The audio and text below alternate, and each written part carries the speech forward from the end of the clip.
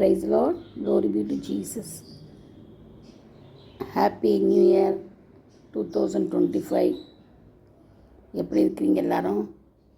ஹாப்பியாக இருக்கீங்களா? பயமாக இருக்கா? இந்த புது வருஷத்தில் என்ன நடக்க போதோ ஏது நடக்க போதோ நம்ம பயப்படுறோமா? பயப்படக்கூடாது. ஏன்னா ஏசப்பா நம்ம கூட இருக்கிறாங்க. எந்த விதத்தில் நம்ம பயப்படக்கூடாது. பயமாக இருக்கிற மாதிரி தான் இருக்கும். ஆனால் அது தூக்கி தூரம் போடணும். ஏசப்பா இருக்கும்போது எந்த கவலையும் கிடையாது. அவர் படகுல கூட ஏசப்பா இருந்தாங்க. ஆனால் சீஷர்கள் பயந்தாங்க, நடுங்கினாங்க. ஒரு வார்த்தை மட்டும் சொன்னார், காற்றும் கடலும் அடங்கினது. அப்போ பாருங்கள், இயற்கையை அவருக்கு அடங்கும் போது நம்மளாம் ஏமாத்துறோம். நம்ம விசுவாசிகள் அவர் என்ன செய்யணும்? விசுவாசிக்கணும். விசுவாசித்தால் நீதிமானாகும். அது மட்டும் விசுவாசித்தால் தேவனுடைய மகிமையை காண்பாய்ன்னு தான் சொல்லுது. நம்ம என்ன செய்யணும்? விசுவாசிக்கிறவளா நம்ம இருக்கணும். அது மட்டும் இல்லை, விசுவாசிக்கிறது சும்மா சாதாரண விசுவாசம் இல்லை. கர்த்தர் மேலே ஊன்றி வைக்கிற விசுவாசம். அவரே நம்பிக்கையின் விசுவாசம். அவரையே நம்பணும் முழுசாக. ஆபிரகாம் நம்பினான் இல்லைங்களா? ஆபிரகாம் என்ன செய்தார்? குமாரனையே கேட்ட ஆண்டவர். அப்போ என்ன செய்ய தைரியமாக கொண்டு போனார். மலைக்கு கொண்டு போய் வெட்டத்துக்கு துணிந்தார். அப்போது அப்படிப்பட்ட விசுவாசம், நம்பிக்கை யார் மேலே? தேவன் பேரில். அப்போ பாருங்கள், நம்ம எப்படி இருக்கணும்? கண்டு விசுவாசித்தார் ஆபிரகாம். நம்ம காணாமல் விசுவாசிக்கணும். மோசையை கண்டு விசுவாசித்தான். ஆனால் நம்ம காணாமல் விசுவாசிக்கணும். நம்ம அவங்கள விட பெரியவங்க, பெரிய ஆட்கள். இப்படின்னா நம்ம தான் உண்மையான இஸ்ரவேலர். சரி, நம்ம புற ஜாதியாக கூட இருக்கலாம். ஆனால் நம்மளே ஆண்டவர் என்ன செய்தார்? இஸ்ரவேலராக தெரிந்து கொண்டார். நம்ம இஸ்ரவேலரை நம்மளை மாற்றி கொண்டார். அவரை நம்ம நண்பனே, நம்ம தாய் தகப்பன் நண்பன் உற்றார் உறவினர் எல்லாமே இயேசு கிறிஸ்து மட்டும்தான் நம்மளுக்கு. மற்ற உறவுகள்லாம் மாயை, எல்லாமே மாயை தான். பூமியில் பிரசங்கி சொன்னது போல் எல்லாம் மாயையும் மனதுக்கு சஞ்சலமாக இருக்குதுன்னாரு. அதுதான் உண்மை. அதனால் நம்ம என்ன செய்யக்கூடாது? எதையுமே பொருட்படுத்தக்கூடாது. இயேசு மாத்திரம் நம்மளுக்கு போதும், இயேசு மாத்திரம் நம்மளுக்கு போதும்னு சொல்லிட்டு என்ன செய்யணும்? ஓட்டமாக ஓடணும். நம்மளுடைய கோல் என்னதுன்னா, பரலோகத்தை நம்ம என்ன செய்யணும்? பிடிக்கணும். அதுதான் நம்முடைய கோல். அந்த கோலை பார்த்து நம்ம என்ன செய்யணும்? ஓடி ஜெயிக்கணும். ஜெயஜீவி நமக்கு ரொம்ப முக்கியம். ஜெயிக்கணும். அந்த ஜெயம் இருந்துச்சுன்னு வச்சுங்களேன், நம்ம எதையும் சாதிக்கலாம். கர்த்தரோடு நம்ம இருந்து ஓடணும். அவர் நம்மளுக்கு என்ன செய்கிறாரு? ஓட்டத்தை சொல்லிக் கொடுக்குறாரு. நீ இப்படி போ, இப்படி செய், இப்படி பண்ணுன்னு நமக்கு சொல்லிக் கொடுக்குற ஒரு இயேசு கிறிஸ்து மட்டும்தான். குழந்தைய போகிற நம்ம தூக்கி சுமக்கிறார். ஒவ்வொரு நாள் நேரத்துலேயும் நம்ம பாருங்கள், முடியாத பட்சத்தில் ரொம்ப உபத்திரத்தையும் வேதனையும் உபத்திரத்தையும் கோயிலை நம்ம தெரிந்து கொண்டு அப்போ இருக்கும்போது நம்ம வேதனையாக இருப்போம்.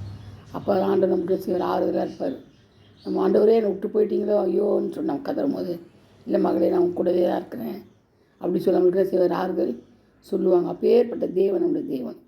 விட்டுட்டு போகிறமா ஒரு இமைப்பொழுது என்னை மறைத்து கொண்டேன்னு சொல்லுவார். ஆனால் அதே டைமில் நீடி இறக்கங்களால் நம்ம என்ன செய்வார்? சேர்த்துக்கொள்வார், நமக்கு வெளிப்படுவார். அதனால தான் நம்ம என்ன செய்யணும்? ரொம்ப ஜாக்கிரதையாகவும் பண்ணணும். அவரே நம்முடைய மூச்சு பேச்சு எல்லாமே இயேசு கிறிஸ்து மட்டும்தான். அவர் இல்லாமல் நம்மளால் வாழவும் முடியாது. அவர் இல்லாமல் நம்ம மூச்சு காற்று ஓட முடியாது. ஒன்றுமே பண்ண முடியாது. இயேசு தான் நம்மளுக்கு எல்லாமா இருக்கிறார். ஏன் தெரியுங்களா?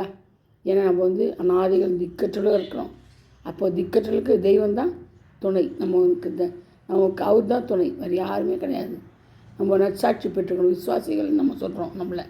இப்போ நம்ம எப்படி இருக்கணும்? நற்சாட்சியாக இருக்க வேண்டும். அப்போது சில 6:3 16:2 சொல்லப்பட்டது போல், 22:12 சொல்லப்பட்டது போல் என்ன சொல்லணுமா? நற்சாட்சியாக இருக்க வேணுமா? 3 யோவானில் 12 சொல்லுது. அதே மாதிரி நற்குணமுள்ளவர்களாக இருக்க வேண்டுமா? நற்சாட்சி பெற்றலாக இருக்கணுமா? நற்குணமுள்ளவர்களாக இருக்கணுமா? யார்? விசுவாசிகள் சொல்லுவோம். நற்குணம் நம்மக்கிட்ட இருக்குதா? நம்ம ஆராய்ச்சி பார்க்கலாம். இருக்குதா? இருக்கணும். அப்போ தான் ஏசப்பாவை நம்ம பரலோகத்துக்கு போக முடியும். ஏசப்பா கிட்ட இல்லைன்னா நற்சாட்சி இல்லையான்னு சரி, நற்குணம் இல்லைனாலும் சரி, நம்ம என்ன செய்ய முடியாது? பரலோகம் போக முடியாது. அப்போது சில 17:12 சொல்லப்பட்டிருக்குது. ரோமர் 15:14 சொல்லப்பட்டிருக்குது. என்ன சொல்லப்பட்டிருக்குது? நற்குணம் உள்ளவர்களாக இருக்க வேண்டும். அதே போல் நற்கனி கொடுக்கிறவர்களாக இருக்க வேண்டுமா? நற்கனிகள் நம்மளத்தில் நற்கனிகள், நல்ல கனிகள் கொடுக்கிறவர்களாக இருக்கணுமா? யாக்கோபு 3:17 சொல்லப்பட்டிருக்குது. யோவான் 15:8 சொல்லப்பட்டிருக்குது. லூக்கா 3:8-9 சொல்லப்பட்டிருக்குது. நற்கனிகளை கொடுக்கிறவர்களாக இருக்க வேண்டும். அடுத்தது பாருங்கள், நம்ம எவ்வளோ நம்மளை கெஞ்சி அழுது கேட்குறோமோ, ஆண்டவர் செய்வார், நம்மளை இறக்கம் பாராட்டுவார். அப்போது தான் நம்மளை இறங்குவார். மல்கியா 1:97 இருக்குது. மல்கியா என்ன சொல்கிறாங்க? இறங்குவார், கெஞ்சுங்கள், அப்பொழுது அவர் நம்ம மேல் இறங்குவார். பார்த்துக்கிங்களா? 97 மல்லிகை மல்லிகை 1:9 இருக்குது. மல்லிகை 1:9 கெஞ்சுங்க அப்போது நம்மேல் இறங்குவார்னு சொல்லப்பட்டிருக்குது. அப்போ எவ்வளோ கெஞ்சணும்னு பாருங்கள் நம்ம. ஏன்னா அவங்க விரும்புகிறாங்க. இப்போ பாருங்கள், நம்ம ஒரு சின்ன நமக்கு குழந்தை இருக்குன்னு வச்சுக்கோங்களேன். அந்த குழந்தை நம்மளை கொஞ்சும் போது அப்பா டாடி அப்படி சொல்லி நம்ம கொஞ்சுன்னு வச்சுக்கோங்களேன். அப்போ நமக்கு எவ்வளோ சந்தோஷமாக இருக்குல்ல. அப்போ நம்ம கொஞ்சம் கொஞ்சம் பிகு பண்ணுவோம்.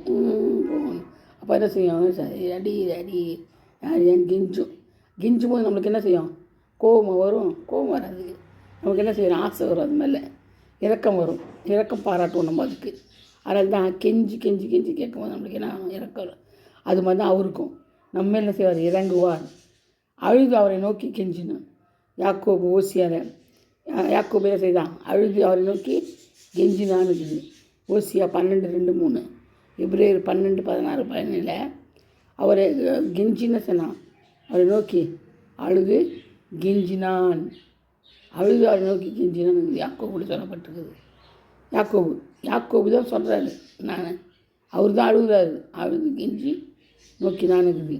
அப்போது அதே போல் பாருங்கள், மோசே அவளை குணமாக்கும் என்று கெஞ்சினான். மீரியாமை ஆண்டுகிட்ட கெஞ்சான் நான் மோசே. ஏன்னா அவன் பேசிட்டான்ல, மீரியாம் இவனை மீரியாவும் ஆரோனும் பேசிட்டாங்க இவளை மோசே. அதை ஆண்டவர் பார்த்துட்டு கேட்டுட்டு வந்து சொல்லி கேட்குறாரு, திட்டாரு. நீ என்ன தாசனை பேசுனது என்னது அப்படின்னு சொல்லி கேட்கும்போது அவங்க மன்னிப்பு கேட்கறதுக்கு வராங்க. அப்போ சொன்னார், போ பாளையத்தில் போய் இருன்னு சொல்லிடுறாரு. அப்போ பாளையத்துக்கு புறமே போயிட்டாங்க. குஷ்டரோகம் பிடிச்சி போகுது அவளுக்கு மீரியாமு. அப்போது ஆரோன்னு சொல்கிறான், ஜெபிக்க சொல்கிறான் மோசே. இப்போ மோசே என்ன செய்யறான், ஆண்டுகிட்ட குணமாக்க உடனே கெஞ்சி கெஞ்சி கெஞ்சி பிரார்த்திக்கிறான். மீரியாமே செய்ய குணமாக்குங்க ஐயா, குணமாக்குங்கன்னு கெஞ்சிறான். அது என்னாகும் 12:3-13-14 இருக்குது. யாத்திராகும் 32:13-14 இருக்குது. அதே மாதிரி தான் ஆண்டவர் செய்கிறார். அப்புறமா 7 நாள் போருக்கு சொல்கிறார் பாளையத்துலேருந்து. அதுக்கப்புறமா சுத்திகரிக்க சொல்கிறார். அடுத்தது பாருங்கள், தாவீது கர்த்தரை நோக்கி கெஞ்சினேன், என் புலம்பலை ஆனந்த கழிப்பாக மாற பண்ணினீர். தாவீது என்ன செய்கிறான், கர்த்தரை நோக்கி கெஞ்சினோடனே என் புலம்பலை ஆனந்த கழிப்பாக மாற்றினேன் இருக்குது. யாருக்காக, தாவீதுக்காக. நான் சொல்கிறேன், சங்கீதம் 30:14-10-11 சங்கீதம் 30:10-11 சொல்லப்பட்டிருக்கு. என் புலம்பலை ஆனந்த கழிப்பாக மாற பண்ணினீர். என் புலம்பலை ஆனந்த கழிப்பாக மாற பண்ணினீர். ஆனந்த கழிப்பாக மாற்றிடுறாரு. அப்போ பாருங்கள், நம்முடைய தேவன் எப்படியாப்பட்டவர் நீங்கள் யோசிச்சு பாருங்களேன். கெஞ்சி கேட்கணும், அழுது கேட்கணும். அப்புறம் என்ன செய்கிறாரு, கெஞ்சி கெஞ்சி கேட்கணும். அந்த மாதிரி இதெல்லாம் சொல்கிறாங்க இல்லையா. அது மாதிரி நம்ம கேட்டோம்னா நமக்கு எல்லா காரியங்களையும் சக்ஸஸாக மாற்றிடலாம். அது மட்டும் இல்லை, முழங்கால் படிட்டு நம்ம செய்யணும், அந்த இடத்துல கேட்கணும். கிறிஸ்து ஜெபித்த விதத்தை போல் நம்மளும் என்ன செய்யணும், ஜெபிக்கணும். முழங்கால் படிட்டு ஜெபிக்கணும். லூக்கா 22:41-42 சொல்லப்பட்டிருக்கு. அது மட்டும் இல்லை, முகம் குப்புற விழுந்து ஜெபிக்கணும். முகம் குப்புற விழுந்தோம். மத்தேயு 26:31 சொல்லப்படுது. முகம் குப்புற விழுந்து ஜெபிக்கணும். மிகுந்த வியாகுலத்தோடு உறக்கத்தோடு என்ன செய்யணும், உள்ள ஊக்கத்தோடு ஜெபிக்கணுமா. அதாவது மிகுந்த வியாகுலத்தோடும் ஊக்கத்தோடும் யார் ஜெபிக்கணுமா, ஊக்கத்தோடு ஜெபிக்கணுமா. லூக்கா 22:14 பார்த்தீங்களா. பலத்த சத்தத்தோடு ஜெபிக்கணுமா. எபிரேயர் 5:7 கண்ணீரோடு ஜெபிக்கணுமா. அடுத்தது ஜபம், நொறுகுண்ட இருதயத்தோடு பண்ணின ஜபம். ஆனாலுது அந்த 1:10-14 பார்த்தீங்கன்னா தெரிஞ்சுக்க உங்களுக்கு. அதனால் இப்படி ஜபம் பண்ணுறா நொறுண்டு இல்லையா. நம்ம என்ன செய்யணும், அவர்கிட்ட நொறுகுண்ட இருதயமாக என்ன செய்யணும், பேசணும்.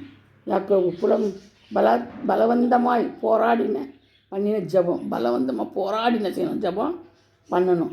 அதுதான் நம்மளுக்கு தேவை. இதெல்லாம் ஆண்டவர் என்ன செய்யணும், நம்மக்கிட்ட எதிர்பார்த்து நம்மளை சொந்த புத்திரனாக ஏற்றுக்கிறாரு இல்லையா. அதனால தான் நம்ம செய்யணும், இந்த மாதிரிலாம் ஜெபிக்கணும். ஜபத்தில் இவ்வளோலாம் இருக்குது. ஒரு ஜபத்தோடு ஜபம் பண்ணுறான் இப்போ. நான் சொல்கிறது, பலவந்தமாக போராடி ஜெபித்தான் யாக்கோபு. பலவந்தம் உடலை தொடை சந்தை சுழிக்கிறாங்க. அப்போ கூட உடனே முகம் குப்புற விழுந்து. மற்ற 26:38 சொல்லப்பட்டது. முகம் குப்புற விழுந்து ஜெபிக்கிறான், முழங்கால் படிட்டு ஜெபிக்கிறான். இப்போ நம்ம 22:41-42 முழங்கால் படிட்டு. லூக்கா 22:41-42 சில முகம் குப்புற விழுந்து. அதே மாதிரி மிகுந்த வியாகுலத்தோடு ஊக்கத்தோடு. லூக்கா 22:44 பார்த்தீங்களா? கண்ணீரோடு எபிரேயர் 5:7, யோவான் 11:35, 36. இந்த மாதிரிலாம் ஜெபம் பண்ணும்போது ஆண்டவரை உள்ள நொறுங்குண்டு குத்தப்படுது. அதுதான் முக்கியமான ஜெபம். சரிங்களா? 1 சாமுவேல் 1:10-16. கர்த்தர் தாம் இந்த வார்த்தையெல்லாம் ஆசீர்வதிப்பாராக. Amen. Hallelujah. Happy new year all. Thank you all. God bless you all.